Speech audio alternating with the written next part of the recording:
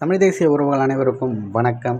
சீமான் செய்த சாதனை பதிவிட வாருங்கள் ஊடகங்களே எனும் தலைப்பில் இந்த காணொலியை நம்ம காண இருக்கோம்.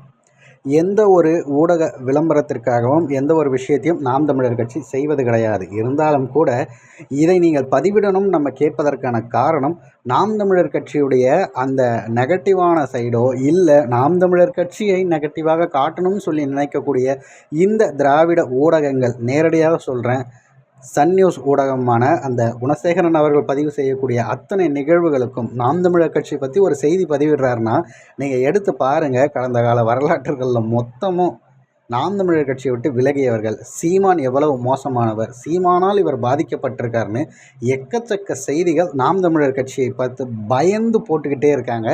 அவர்களது வளர்ச்சியை கண்டு அதை நம்மளால் பார்க்க முடிகிறது. அவர்களுக்கு அண்ணன் சீமான் அவர்கள் கொடுத்த ஒரு பதிலடியாகத்தான் இந்த நிகழ்வையும் நான் பார்க்குறேன். கட்சியை விட்டு விலகிறவங்கள அவ்வளோ பேசுகிறீங்களே, கட்சிக்குள்ளே யாருக்கும் சரியான அங்கீகாரம் கிடைக்கல, நிறைய பேர் விலகிறாங்கன்னு நீங்கள் பதிவிடுறீங்களே.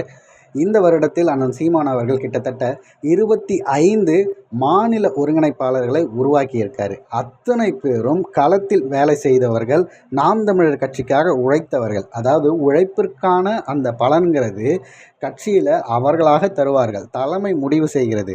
அப்படி இருக்கும்போது அதை ஒரு காரணம் காட்டுவது, சீமான் சாதி பார்க்கிறாங்கிறதெல்லாம் ரொம்ப கேவலமான ஒரு விஷயம். நீங்கள் இப்போ பார்த்துட்டு இருக்க அத்தனை படங்களும் நாம் தமிழர் கட்சியுடைய மாநில ஒருங்கிணைப்பாளராக இப்போ அவங்க மாறியிருக்காங்க.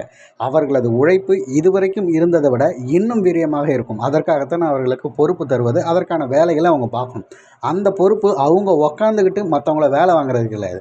அவர்களும் இறங்கி இவர்களை விட அதிக வேலை செய்யணுங்கிறதுக்காகத்தான் அந்த விஷயத்தை செய்கிறது. அது முதல்ல புரிஞ்சு நடந்துக்கிறவங்க தமிழ் தேசிய களத்தில் பயணிப்பாங்க.